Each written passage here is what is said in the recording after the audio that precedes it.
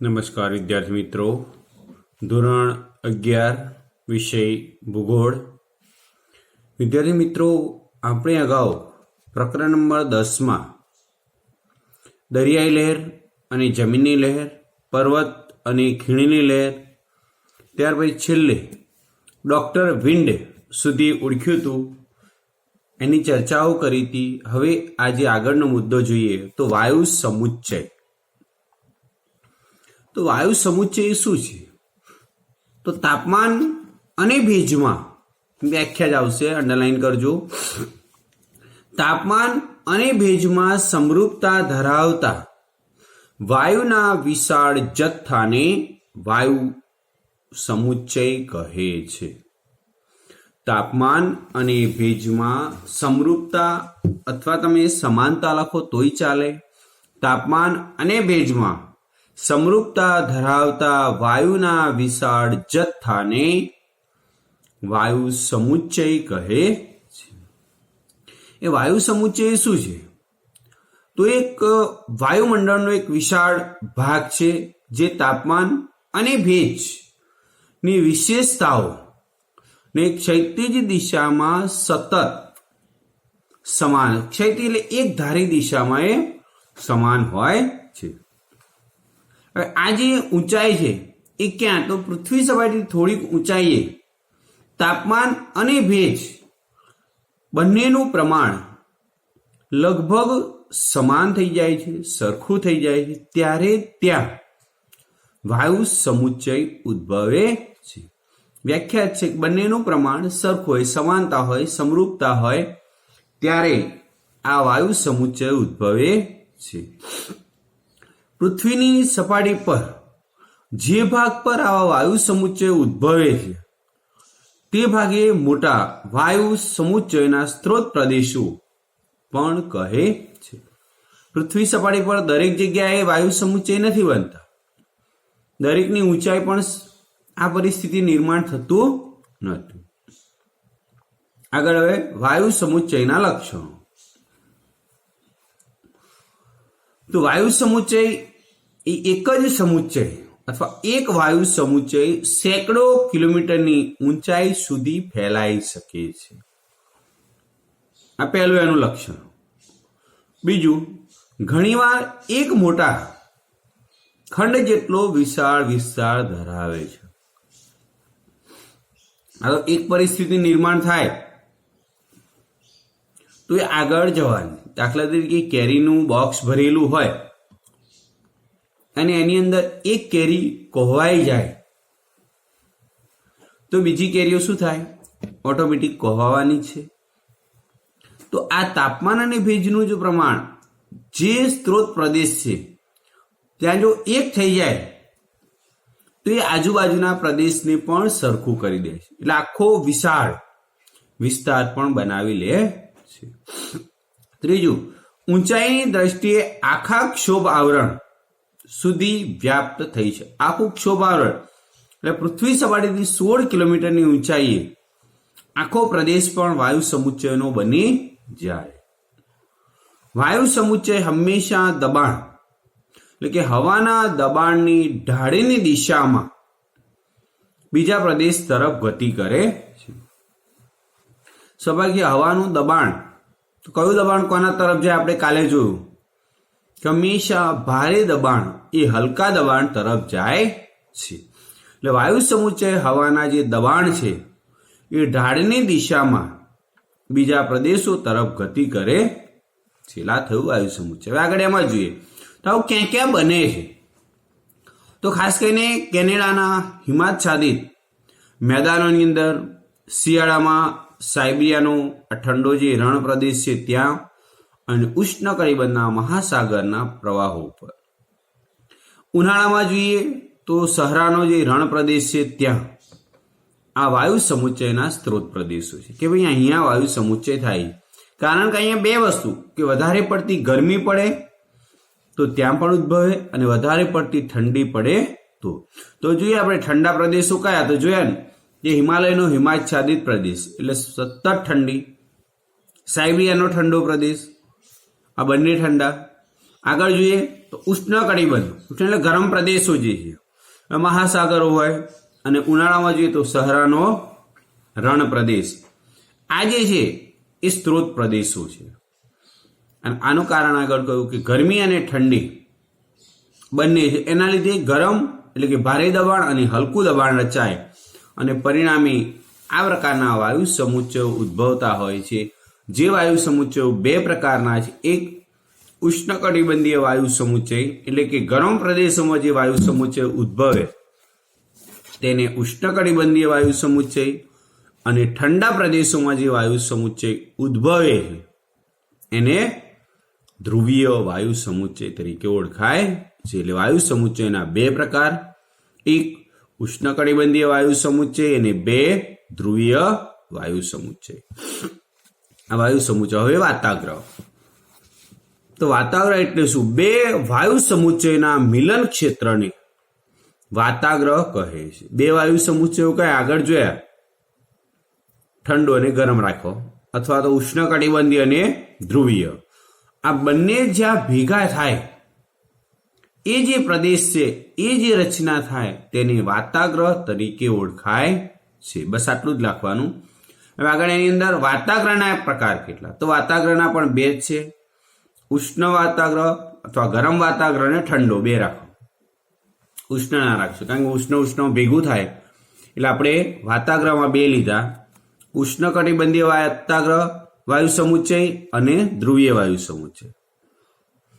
ફરી વાયુ સમુચ્ચયના બે પ્રકાર લીધા, એક ઉષ્ણકટિબંધીય વાયુ સમુચ્ચય અને બે ધ્રુવીય વાયુ સમુચ્ચય. વાતાગ્રહના ઠંડો વાતાગ્રહ અને ગરમ વાતાગ્રહ, એટલે બધું જુદું થઈ જાય તો ઝડપથી યાદ રહી શકે. હવે આગળ છેલ્લો મુદ્દો, અનિયમિત પવનો. આખું વર્ષ કહ્યું છે કે ચક્રવાતની ટૂંકનોંધ પાછળ આવે, તો આજે આપણે ચક્રવાતની ચર્ચા કરીશું.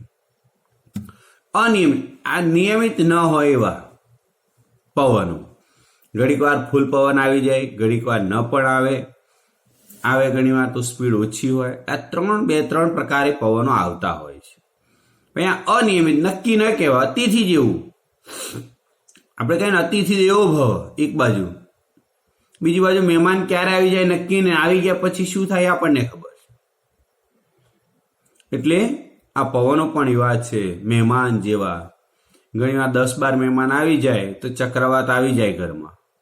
એકાદ આવે ને આપણા સંબંધી હોય અને કન્યા પક્ષમાં હોય તો કોઈ પ્રશ્ન ના થાય, પણ જો વર પક્ષના આવ્યા હોય તો ચક્રવાત ઉદ્ભવે. એની ચર્ચા કરીએ. જ્યારે બે ભિન્ન તાપમાન ધરાવતા, ભિન્નનો અર્થ થાય જુદું જુદું, તાપમાન ધરાવતા બે વાયુ સમુચ્ચયો. બે વાયુ સમુચ્ચયો કયા આપણે પ્રકાર જોયા? ઉષ્ણ અને ધ્રુવીય. બે વાયુ સમુચ્ચયો સામ સામે આવે છે ત્યારે એકબીજામાં ભળી જવાને બદલે, ચલો ભાઈ ઠંડુ ને ગરમ ભેગા થઈ જાય, ના, બંને આખલા જેવા છે, બંનેમાં ભળી જતા નથી. પરસ્પર ભળી જવાને બદલે એ અથડાય છે, અને અથડાવાના કારણે એટલે કે તેમના મિલન ક્ષેત્ર પાસે હવાનું દબાણ એકાએક ઘટી જાય છે. કારણ કે એક ઉષ્ણ છે અને બીજો ધ્રુવીય છે, એક ગરમ અને એક ઠંડો વાયુ સમૂહ, એટલે બંને અથડાય છે. જે નવી સપાટી તૈયાર કરે એ સપાટીનું તાપમાન એકાએક ઘટી જાય છે. અને આ વિસ્તારમાં આ જે તાપમાન ઘટે ત્યાંથી ચક્રવાત ઉદ્ભવવાની શરૂઆત થાય છે.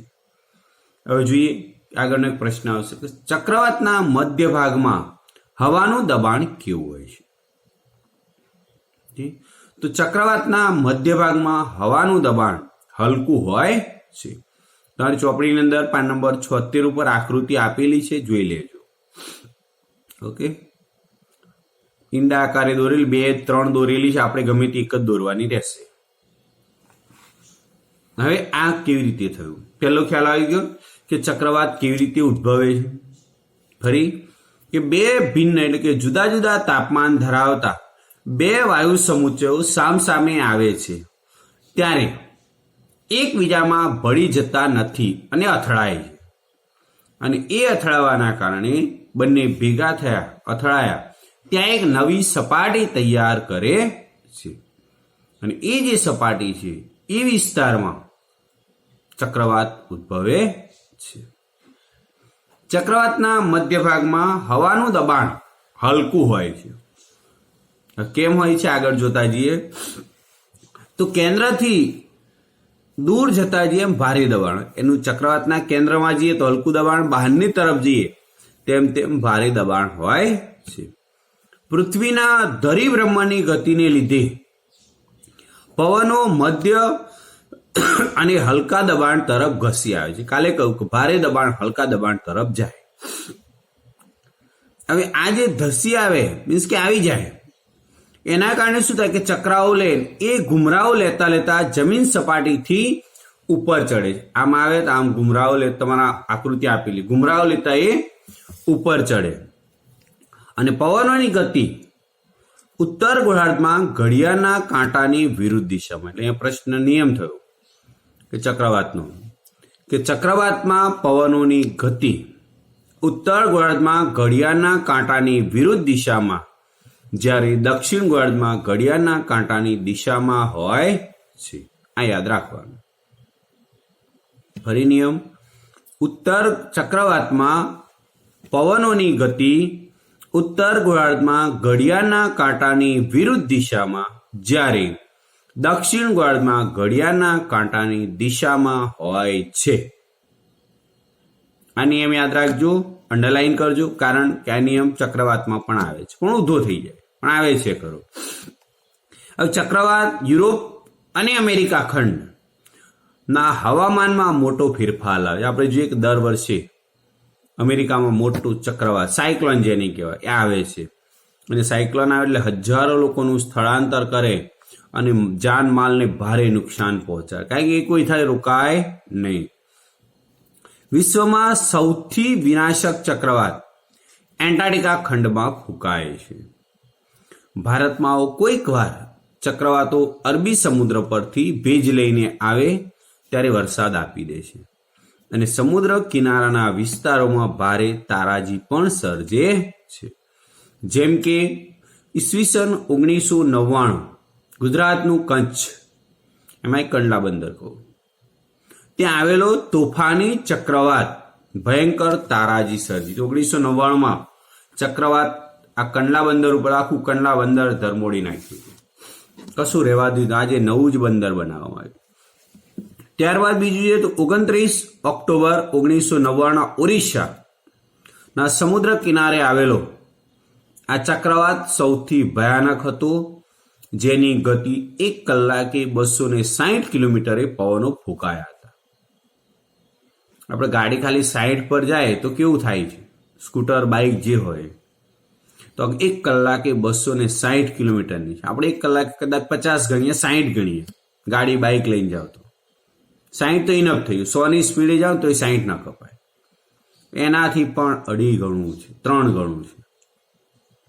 1 કલાકે 260 કિલોમીટરની ગતિ આ પવનો ઓરિસ્સાની અંદર ફૂંકાયા હતા અને હજારો લોકોએ જાન પણ ગુમાવ્યા હતા અને ટૂંકમાં કહું તો જાનમાલને પારાવાર નુકસાન પણ થયું હતું. હવે આગળ, ચક્રવાત એ દરેક દેશમાં જુદા જુદા નામે ઓળખાય છે. જેમ એક ઉદાહરણ આપું કે તમને મારું નામ અત્યારે, દાખલા તરીકે કોઈનું નામ શબનમ છે, કોઈનું નામ પ્રીતિ છે, પણ ઘરે સબુ કહીને બોલાવતા હોય, કોઈને પ્રીત કહેતા હોય, પ્રીતિ કહેતા હોય, ટીની કહેતા હોય, લાલી, ભૂરી, આ બધા નામથી ઓળખાય, ઉપનામ છે. એ જ રીતે ચક્રવાતને દરેક વિશ્વના દેશોમાં જ્યાં જ્યાં ફૂંકાય ત્યાં જુદા જુદા નામે છે. અંડરલાઈન કરજો, મોસ્ટ આઈએમપી. જેમ કે વેસ્ટ ઇન્ડિઝ અને મેક્સિકોના અખાતમાં હરિકેનના નામે ઓળખાય, જાપાનમાં અને ફિલિપાઇન્સમાં ટાઇફૂનના નામે, યુએસમાં ટોર્નેડો અને ઓસ્ટ્રેલિયામાં વિલી વિલી. ફરી બોલી જાઉં, વેસ્ટ ઇન્ડિઝ અને મેક્સિકોના અખાતમાં એને હરિકેનના નામે ઓળખાય છે, જાપાન અને ફિલિપાઇન્સ દેશની અંદર ટાઇફૂનના નામે ઓળખાય, યુએસમાં એ ટોર્નેડોના નામે ઓળખાય અને ઓસ્ટ્રેલિયાની અંદર વિલી વિલીઝના નામે ઓળખાય છે. વિલી વિલી લખશો તો પણ ચાલશે, વિલી વિલી જ છે આ નામે ઓળખાય છે. હવે આપણી આ છેલ્લી ટૂંકનોંધ પ્રતિચક્રવાત. હવે ટૂંકમાં કહી દઉં, ચક્રવાતથી બધું વિરુદ્ધમાં એટલે પ્રતિચક્રવાત. પ્રતિચક્રવાતમાં ચક્રવાતની જેમ એની મધ્યમાં હવાનું ભારે દબાણ. ચક્રવાતમાં કેવું હતું? હલકું. આમાં શું હોય? ભારે દબાણ હોય છે. તેની આસપાસના વિસ્તારમાં એટલે પ્રતિચક્રવાતની આસપાસના વિસ્તારમાં હલકું દબાણ. ચક્રવાતમાં શું હતું? ભારે. વચ્ચે હલકું, ચારે તરફ ભારે. આમાં વચ્ચે ભારે, ચારે તરફ હલકું. આ જે પવનો છે એ મધ્યમાં ભારે દબાણ માંથી બહારના હલકા દબાણ તરફ ફેલાઈ જાય. એટલે ભારેમાંથી હલકું જાય એટલે ફેલાઈ જાય, બહુ નુકસાન થતું નથી. અને ભારે તરફથી હલકા તરફ આવે એના કારણે પવનોની ગતિ ઘણી ઓછી હોય. તેથી પ્રતિચક્રવાત એ તોફાની હોતા નથી. પ્રતિચક્રવાતમાં પવનોની ઘૂમવાની ગતિ, હવે નિયમ આવવાની ગતિ, ઉત્તર ગોળાર્ધમાં ઘડિયાળના કાંટાની દિશામાં, જ્યારે દક્ષિણ ગોળાર્ધમાં ઘડિયાળના કાંટાની વિરુદ્ધ દિશામાં હોય છે. હવે બંને નિયમો ફરી. શું? ચક્રવાતમાં શું હતું? ઉત્તર ગોળાર્ધમાં ઘડિયાળના કાંટાની વિરુદ્ધ દિશામાં, જ્યારે આમાં શું છે? ઘડિયાળના કાંટાની દિશામાં. બીજું જોઈએ તો ચક્રવાતમાં શું હતું? દક્ષિણ ગોળાર્ધમાં ઘડિયાળના કાંટાની દિશામાં હતું, જ્યારે પ્રતિચક્રવાતમાં શું છે? ઘડિયાળના કાંટાની વિરુદ્ધ દિશામાં. શબ્દો બદલાઈ જાય. હવે પ્રતિચક્રવાતમાં ફરી બોલું કે પવનોની ગતિ ઉત્તર ગોળાર્ધમાં ઘડિયાળના કાંટાની દિશામાં અને દક્ષિણ ગોળાર્ધમાં ઘડિયાળના કાંટાની વિરુદ્ધ દિશામાં હોય છે. પ્રતિચક્રવાતમાં પવનો નીચે ઉતરે છે. પેલામાં શું હતું? પવનો ઉપર જાય છે. આમાં નીચે આવે એટલે બહુ નુકસાન કરતા નથી. આ પવનો વરસાદ પણ લાવતા નથી. અને પરંતુ જે પ્રતિચક્રવાત સમુદ્ર ઉપર થઈને પસાર થાય ત્યાં કિનારાના વિસ્તારોમાં થોડો ઘણો વરસાદ આપે છે. પણ હાલના સમયમાં જોઈએ તો રડાર અને કૃત્રિમ ઉપગ્રહોની મદદથી ચક્રવાત અને પ્રતિચક્રવાત વિશે અગાઉથી જાણકારી અનુમાન મેળવી શકાય છે. અને જેની જાણકારી ટીવી, રેડિયો કે સમાચાર પત્રો દ્વારા લોકોને અગાઉથી જાણકારી આપી અને ચેતવી શકાય અને સાવચેતીના પગલાં પણ લઈ શકાય છે. એટલે ચક્રવાતથી નુકસાનમાં આપણે ઘટાડો કરી શકીએ. ઘટાડો કારણ કે રડારમાં ખબર પડી જાય, કૃત્રિમ ઉપગ્રહો જે દરિયાની અંદર ક્યાંય દબાણ વધઘટ થાય અને ઉદ્ભવે તો ખ્યાલ આવે, કારણ કે તરત આવી જતા નથી. કિનારા તરફ આવતા એને વાર લાગે. એને પવનોની ગતિ ઉપર આધાર રાખે. એટલે કિનારે સુધી આવે ત્યાં સુધી કિનારા વિસ્તારો ખાલી કરી શકાય, અગાઉથી કહી શકાય. એટલે આપણે એનાથી નુકસાનમાંથી હવેના સમયમાં બચી શકાય, પહેલા બચી શકાય. આવે ત્યારે ખબર પડે કે ચક્રવાત આવ્યો.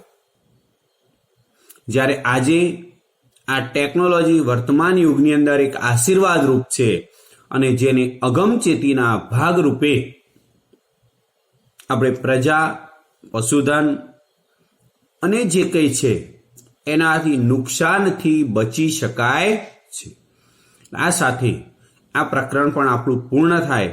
ટૂંકા પ્રશ્નો વર્ગકાર્યમાં લખવાના અને લોંગ ક્વેશ્ચન એસાઇનમેન્ટમાં લખવાના.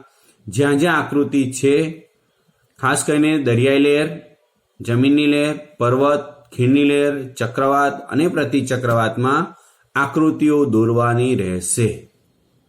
એવું નહીં કહેતા સાહેબ આકૃતિ કહી નહોતી, એટલે જ્યાં જ્યાં આકૃતિઓ છે ત્યાં આકૃતિઓ દોરવાની. આ સાથે આ પ્રકરણ પૂર્ણ થાય. હવે નવું પ્રકરણ ફરી મળીશું. અસ્તુ. જય હિન્દ.